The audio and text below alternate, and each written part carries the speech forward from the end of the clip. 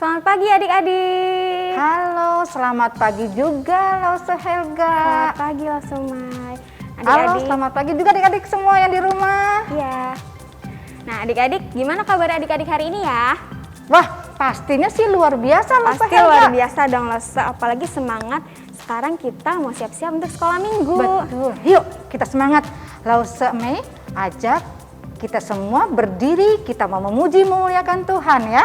Ya, sebelum itu kita mau berdoa dulu ya Lause. Oh iya, yuk. Ya. Kita satu dalam doa ya.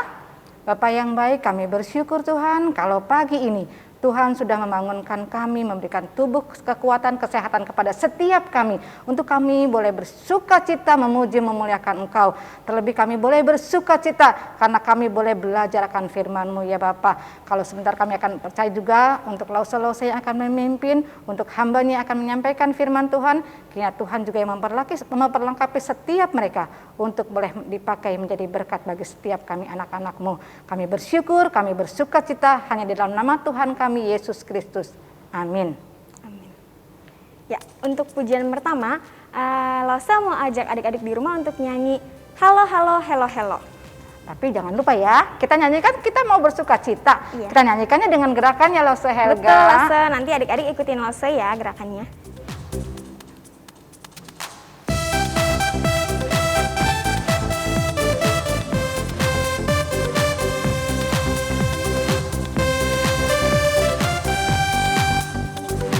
Halo, halo, hello, hello, hola, hola.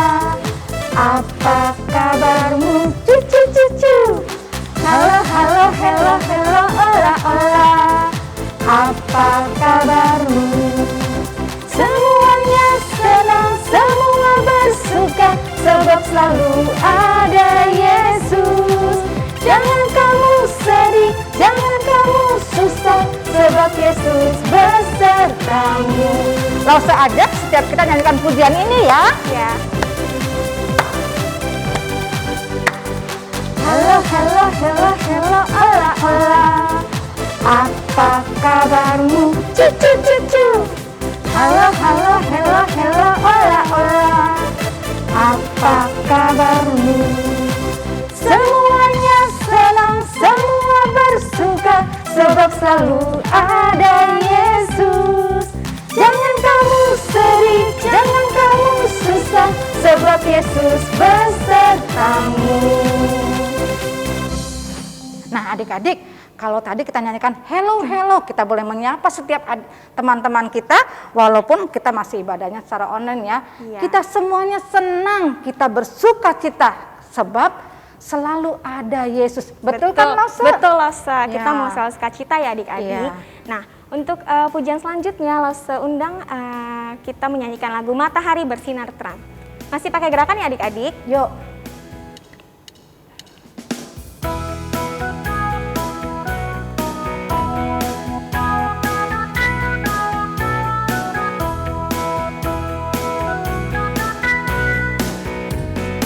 Matahari bersinar terang, burung berkicaulah senang, harum semerbak bunga di padang, semuanya mengajak kepada kita, kan memuji nama Tuhan yang esa, kan memuji nama Tuhan yang esa.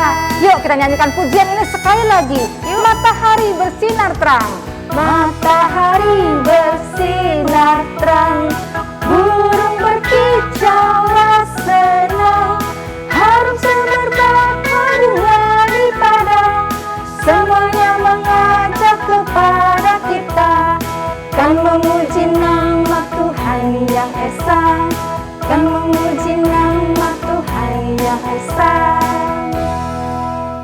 Nah adik-adik, kita akan memberikan persembahan ya. Namun sebelumnya kita akan bersama-sama membaca ayat persembahan yang terambil dari Mazmur 4 ayat 6.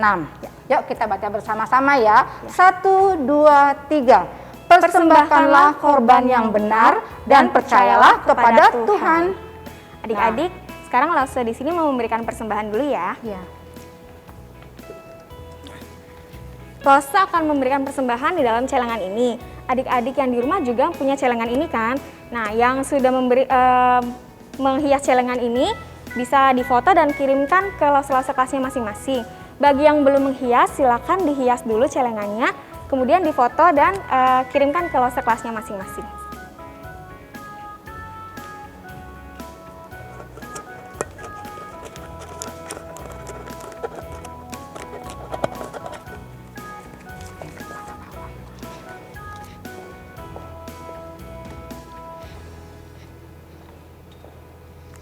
Ya, adik-adik, sekarang kita mau berdoa dulu ya. Tuhan Yesus, Allah Bapa kami yang berada dalam kerajaan surga, terima kasih Tuhan kalau pada hari ini kembali kami boleh diberikan kesempatan untuk memberikan korban persembahan yang terbaik untuk Tuhan. Ya Tuhan, kiranya korban persembahan kami ini boleh berkenan di hadapan-Mu ya Bapa, juga boleh digunakan untuk kemajuan gereja-Mu di tempat ini, khususnya untuk komisi sekolah minggu. Tuhan, berkati pekerjaan Papa Mama kami, berikan kami semua kesehatan agar kami boleh senantiasa memuliakan nama-Mu. Terima kasih Tuhan, hanya dalam nama Tuhan Yesus kami sudah berdoa dan mengucap syukur. Haleluya. Amin. Nah, adik-adik, kita mempersiapkan hati kita untuk mendengarkan firman Tuhan. Kita akan nyanyikan pujian, Yesus ku panggil, Yesus ku undang, masuk dalam hatiku.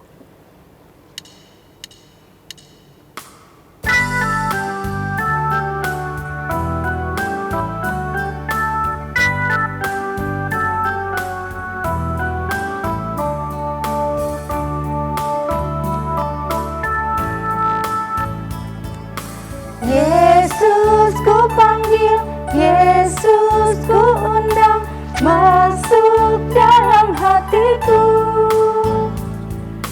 Yesus ku panggil, Yesus ku undang, masuk dalam hatiku. Memimpin, menuntun setiap langkah hidupku, sucikan, kuduskan semua dosaku.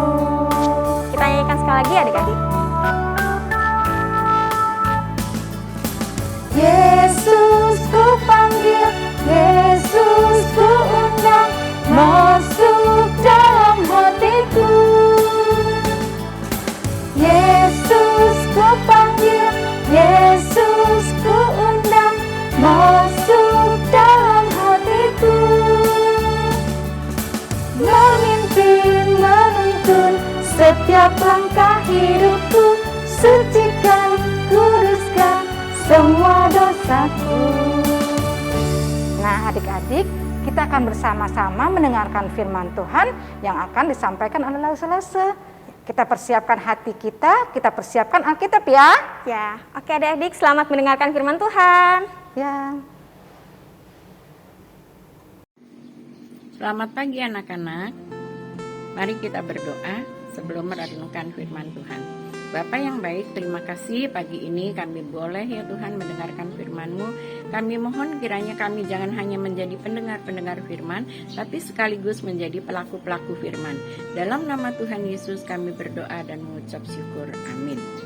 Pagi ini Lause akan menceritakan kepada kalian tentang seorang hakim yang terdapat di dalam kitab Perjanjian Lama, kitab Hakim-Hakim pasal 6 sampai 8. Pengertian hakim dalam Perjanjian Lama tidak sama dengan pengertian hakim pada zaman sekarang, di mana hakim sekarang bertugas untuk mengadili tersangka. Bila ia tidak bersalah, ia akan dibebaskan, namun bila ia bersalah, ia akan dijatuhi hukuman. Pengertian hakim dalam Perjanjian Lama adalah seorang pemimpin. Dikisahkan dalam pasal 6 kitab Hakim-Hakim, bangsa Israel mengalami penindasan yang luar biasa oleh bangsa Midian selama lebih kurang 7 tahun. Kenapa hal ini terjadi? Kenapa Tuhan izinkan? Karena ternyata bangsa Israel ini melanggar perintah Tuhan. Bangsa Israel menyembah kepada dewa-dewa orang Amori, mendirikan mezbah untuk Baal. Hal ini tidak disukai Tuhan. Dan itu sebabnya terjadi penindasan kepada bangsa Israel. Penindasan yang berat ini membuat bangsa Israel berseru memohon pertolongan Tuhan. Dan pada akhirnya pada di ayat ke-11, Tuhan mengirimkan malaikatnya untuk datang ke Ofra untuk menjumpai seorang anak muda bernama Gideon. Lalu malaikat Tuhan berkata kepada Gideon, Tuhan menyertaimu, hai pahlawan yang gagah berani. Gideon bereaksi, kalau Tuhan menyertai kami, kenapa selama ini bangsa kami mengalami penindasan? Malaikat Tuhan berkata lagi, Tuhan mengutus engkau untuk memerangi bangsa Midian. Kemudian Gideon berkata kembali, kalau Tuhan mengutusku, aku ini adalah yang termuda di antara keluargaku. Sementara di antara kaumku, di antara suku-suku Israel, suku kami, kaum kami ini merupakan yang terkecil. Mungkinkah itu? Kembali malaikat Tuhan berkata, Tuhan menyertaimu. Gideon akhirnya berkata, tunggu sebentar, aku akan memasakkan makanan untukmu. Gideon kemudian membuat daging kambing, membuat roti tidak beragi, dan menyuguhkannya kepada malaikat tadi. Lalu malaikat berkata kepada Gideon, setelah masakan masak dan dihidangkan, disajikan kepada malaikat itu, letakkan saja di atas batu itu, tuangkan kuahnya di atas makanan tadi. Semua dilakukan Gideon, lalu malaikat Tuhan mengacungkan tongkatnya ke arah makanan tadi. Yang terjadi adalah dari batu itu keluar api, makanan itu terbakar habis. Di situ Gideon menyadari benar bahwa dia sudah bertemu dengan Tuhan dan Tuhan sudah memakai dia untuk menjadi alatnya. Di tempat itu kemudian Gideon mempersembahkan korban mezbah, lalu berkata, Tuhanlah keselamatanku. Tempat itu dikatakan Tuhanlah keselamatanku. Setelah itu Tuhan berfirman langsung kepada Gideon agar Gideon merubuhkan mezbah Baal yang berada dekat rumahnya.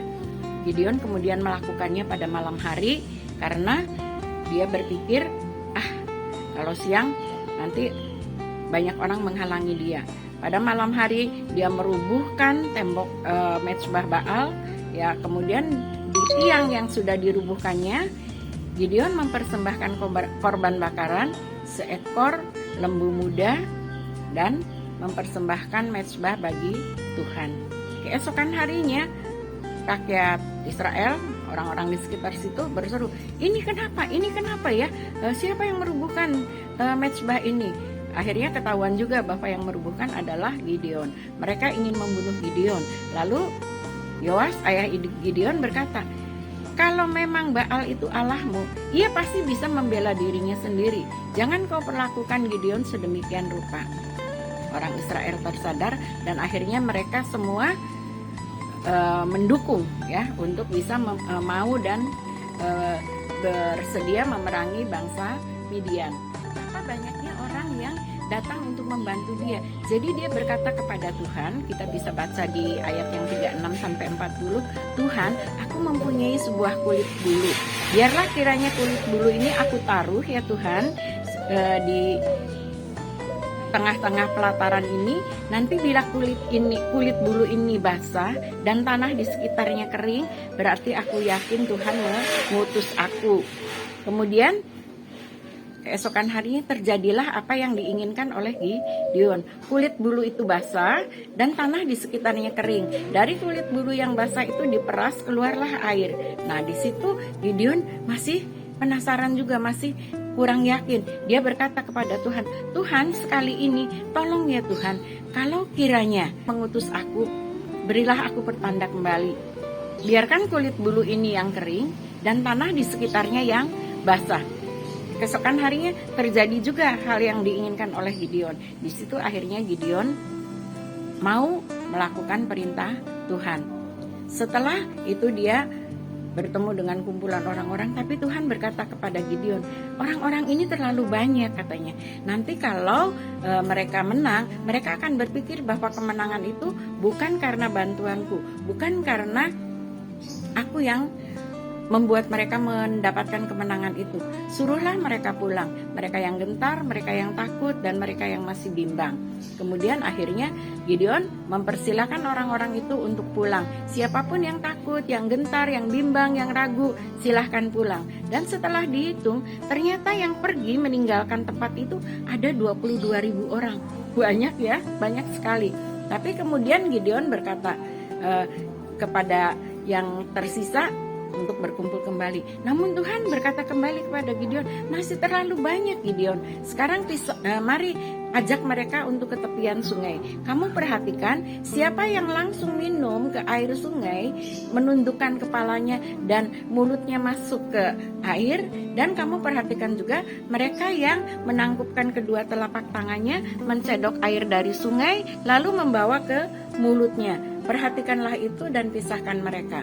Kemudian Gideon melakukan apa yang diperintahkan Tuhan. Dipisahkan orang yang minum langsung dan dipisahkan orang yang minum dengan kedua telapak tangannya. Ternyata yang minum langsung itu ada 10.000 orang. Dan yang minum melalui telapak tangannya membawa ke mulutnya ada 300 orang. Tuhan berkata, yang 300 orang inilah orang-orang pilihanku yang akan memerangi bangsa Midian. Mereka yang lain yang langsung minum disuruh pulang. Sekarang yang menjadi masalah, Gideon juga berpikir kalau untuk berperang itu pasti kan harus ada persenjataan ya.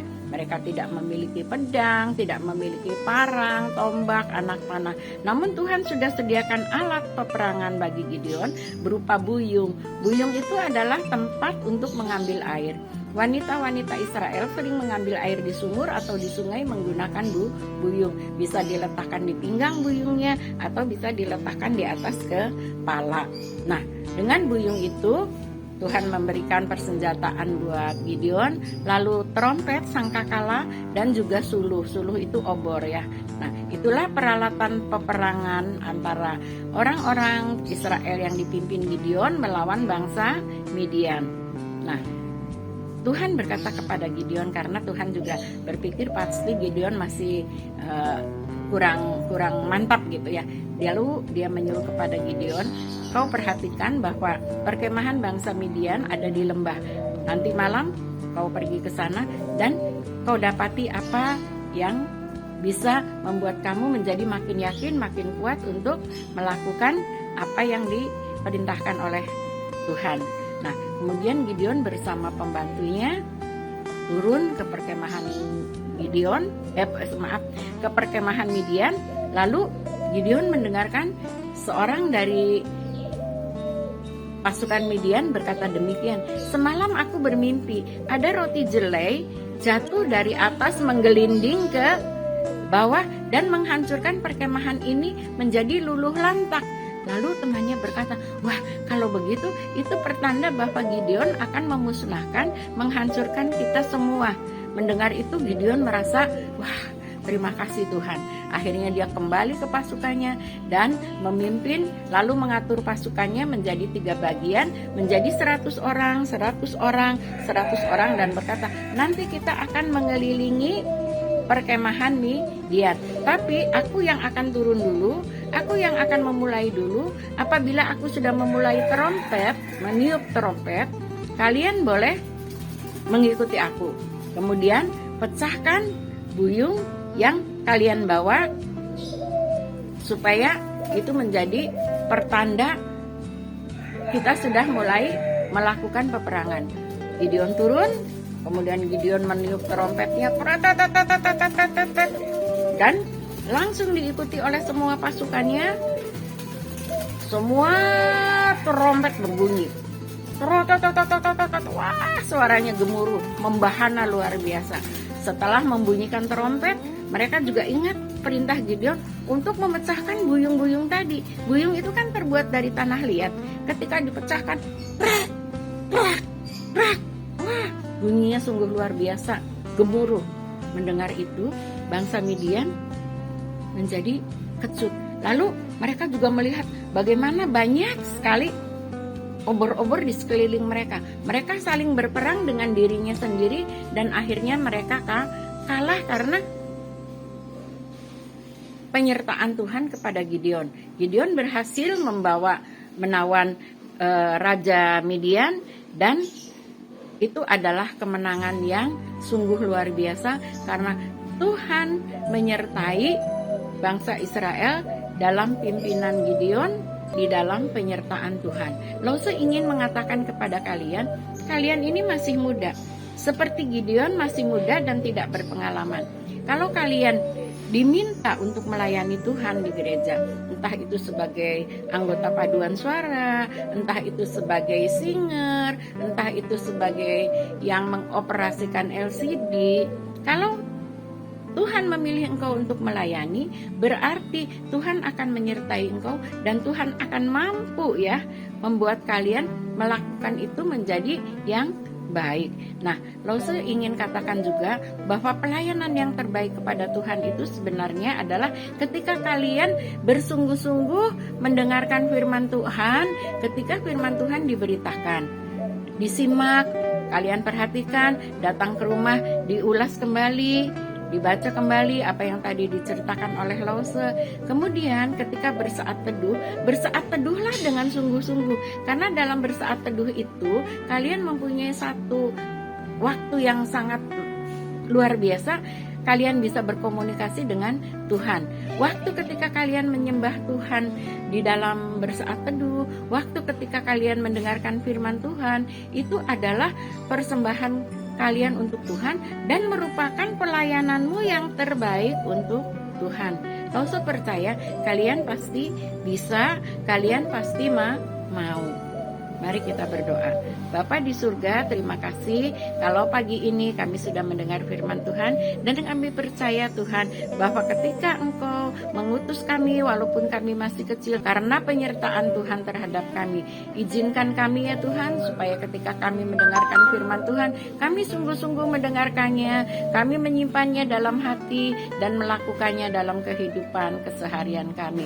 Ketika kami bersaat teduh, kami sungguh-sungguh ingin mendekatkan diri kami ke dalam Engkau ya Bapa. Dalam nama Tuhan Yesus kami berdoa dan mengucap syukur. Amin. Sampai jumpa minggu depan.